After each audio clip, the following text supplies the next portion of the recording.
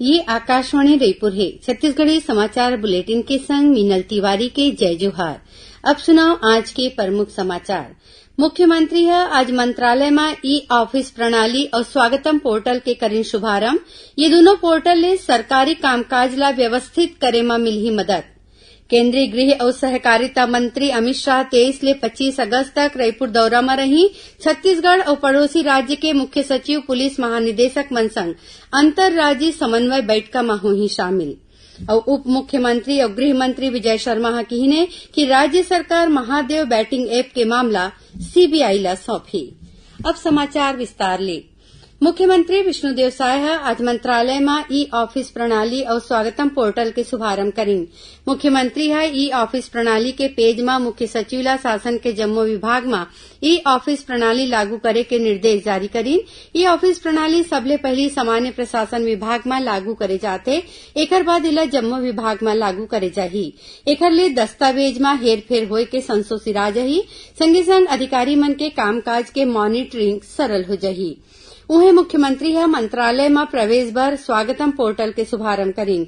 एमा ऑनलाइन अर्जी दे में बिन अगोरा करे, बिन लाइन लगे और बिन अबेर के एसएमएस और ईमेल ले मिले के बेरा के जानकारी मिल जाही, जेखर ले लोगन के बेरा बाँची। केंद्रीय गृह और सहकारिता मंत्री अमित शाह 23 ले 25 अगस्त तक रायपुर दौरा में रही। श्री शाह 23 तारीख के रतिया 10 बजे रायपुर पहुंची। अपन दौरा के बेरा केंद्रीय गृह मंत्री 24 अगस्त के चंपारण के वल्लभाचार्य आश्रम के दौरा करही। एकर बाद रायपुर में छत्तीसगढ़ और पड़ोसी राज्य के मुख्य सचिव, पुलिस महानिदेशक मन संग अंतर्राज्यीय समन्वय बैठक में शामिल हुई।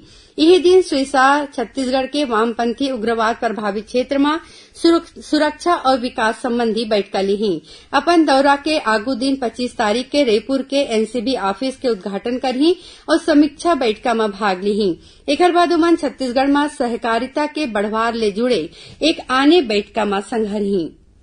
संघ लोक सेवा आयोग यूपीएससी कार्मिक और प्रशिक्षण विभाग ले निर्देश मिले के बाद प्रशासनिक सेवा में लेटरल एंट्री संबंधी विज्ञापन रद्द कर दे है। एकर पहली काली सरकार आयोग ले प्रशासनिक सेवा में लेटरल एंट्री ले जुड़े विज्ञापन रद्द करे बर के रहीस। कुछ एक दिन पहले यूपीएससी केंद्रीय मंत्रालय में 45 संयुक्त सचिव, निदेशक और उप सचिव के भर्ती पर विज्ञापन जारी करे रहीस, जेखर विपक्षी दल विरोध करीन। पहली राष्ट्रीय अंतरिक्ष दिवस देश भर में 23 अगस्त के मनाए जाही। ऐसो के विषय है चंद्रमा को छूते हुए जीवन को छूना, भारत की अंतरिक्ष गाथा। राष्ट्रपति द्रौपदी मुर्मू नई दिल्ली के भारत मंडपम में राखे गए मुख्य समारोह के उद्घाटन करही। अंतरिक्ष राज्य मंत्री डॉक्टर जितेंद्र सिंह आज एक पत्रकार वार्ता में बोलत कहिन कि 5 बछर यही दिन चंद्रयान 3 मिशन के दौरान चंद्रमा के सतह में विक्रम लैंडर के सुरक्षित और सॉफ्ट लैंडिंग होए रहीस। उन्हें राज्य शैक्षिक अनुसंधान और प्रशिक्षण परिषद कोती ले चंद्रयान 3 मिशन के सफलता में युवा मन में विज्ञान और अंतरिक्ष कोती रुचि जगाए बर प्रदेश के सबो स्कूल मन में 22 और 23 अगस्त के कार्यक्रम राखे जाही। उप मुख्यमंत्री विजय शर्मा भोरमदेव मंदिर के जीर्णोद्धार बर आज रायपुर में संस्कृति और पुरातत्व विभाग और कबीरधाम जिला ले आए लोगन और पुजारी मन संग बैठक करीन। बैठक में श्रद्धालु मन ला मिलैया सुविधा ला बढ़ाए और मंदिर परिषद के विकास के आने प्रस्ताव में गोट बात करेगी। ओमला संस्कृति विभाग के अधिकारी मन ला निर्देश दिन कि मंदिर के इतिहास ले जुड़े वीडियो डॉक्यूमेंट बनाए जाए, जेखर ले भक्तजन मंदिर के इतिहास ला जान सकें। छत्तीसगढ़ी समाचार बुलेटिन आप मन आकाशवाणी रायपुर ले सुना था। छत्तीसगढ़ के खबर ले है आपके वास्ता और खबर के विश्वसनीयता ले है हमार वास्ता। आकाशवाणी समाचार रायपुर के प्रादेशिक समाचार बुलेटिन के संगे संग हमार समसामयिक कार्यक्रम आप रेडियो के संग अपन मोबाइल में घलो सुन सकत हो। आकाशवाणी समाचार फेसबुक, ट्विटर और यूट्यूब में घलो हावय। हमार फेसबुक पेज हरे Chhattisgarh news on AIR, Twitter handle CGAIR news और हमार यूट्यूब चैनल हरे छत्तीसगढ़ AIR न्यूज। तो अब रेडियो के संगे संग आपके मोबाइल के माध्यम ले हम आप तक पहुंचत हन। छत्तीसगढ़ के हर खबर पर सुनत रहो आकाशवाणी समाचार। अब आगू बढ़बो बाँचे समाचार कोती। उप मुख्यमंत्री और गृह मंत्री विजय शर्मा हा कहिन है कि राज्य सरकार महादेव बैटिंग ऐप के मामला सीबीआई ला सौंपी। उमन बतैन के ये मामला में करीबन 70 ठिन थाना में अलग अलग एफआईआर दर्ज है। एमा काम होवत है और कुछ एक बेरा में फैसला हो जाही। श्री शर्मा हा कहिन कि बिरनपुर और सीजीपीएससी स्कैम के बाद ये तीसर मामला होही जौन सीबीआई ला सौंपे जाही। ईडी के मुताबिक महादेव बैटिंग ऐप मामला प्रदेश के कतकुन बड़का नेता, अधिकारी और कारोबारी के नाम एमा दर्ज है।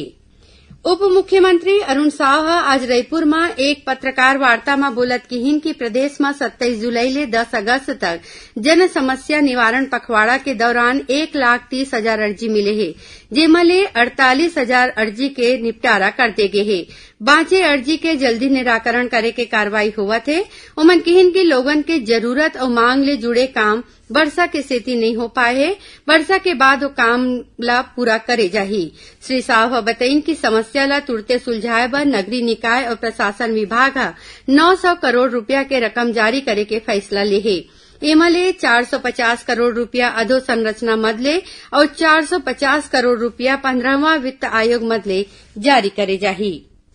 अनुसूचित जाति और जनजाति संगठन कोती ले आज बुलाए गए बंद के छत्तीसगढ़ में मिले जुले असर देखे बर मिलिस। अनुसूचित जाति जनजाति बहुल बस्तर जिला में बंद के ज्यादा असर देखेगिस। बस्तर में चैम्बर ऑफ कॉमर्स के समर्थन के सेती ज्यादातर दुकान बंद रही से उन्हें ये बंद ले जरूरी सेवा ला अलग राखे गे रहीस। यात्री अवैया जवैया मन बर यातायात के साधन ठप रहीस। उन्हें बंद के समर्थन में आदिवासी मन एक रैली निकालीन। कोंडागांव में घलो सबो दुकान बंद रहीस। अनुसूचित जाति जनजाति वर्ग के लोगन मन चौपाटी मैदान में धरना दीन। राज्यपाल रमेन डेका पर्यावरण संरक्षण बर सबो झन ले एक पेड़ लगाए के आह्वान करीन है। राज्यपाल आज दुर्ग में प्रशासनिक अधिकारी के बैठका लेके केंद्र और राज्य सरकार के आने योजना के संगे संग सामाजिक हित खातिर जिला में करे जात काम के जानकारी लीन। उमन कहिन की सरकार के योजना बने ढंग ले चलाए के काम अधिकारी और कर्मचारी मन कोती ले करे जाथे।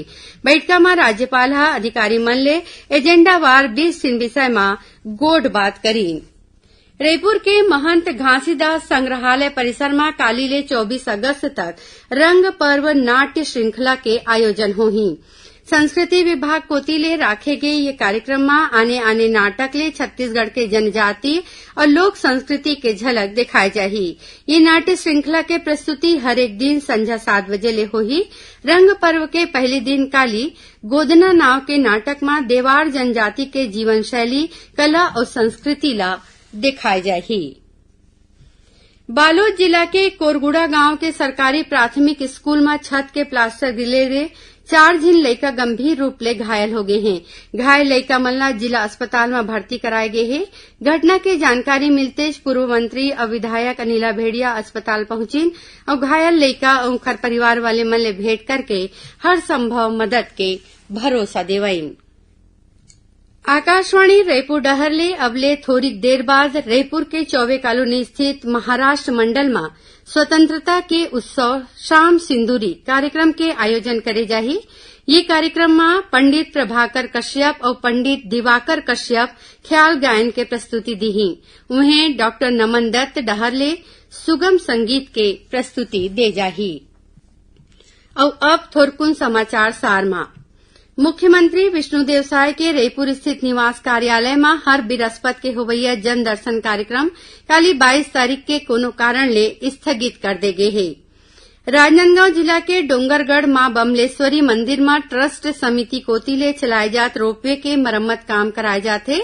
एकर सेती आज अवकाली रोपवे नहीं चलाए जाए।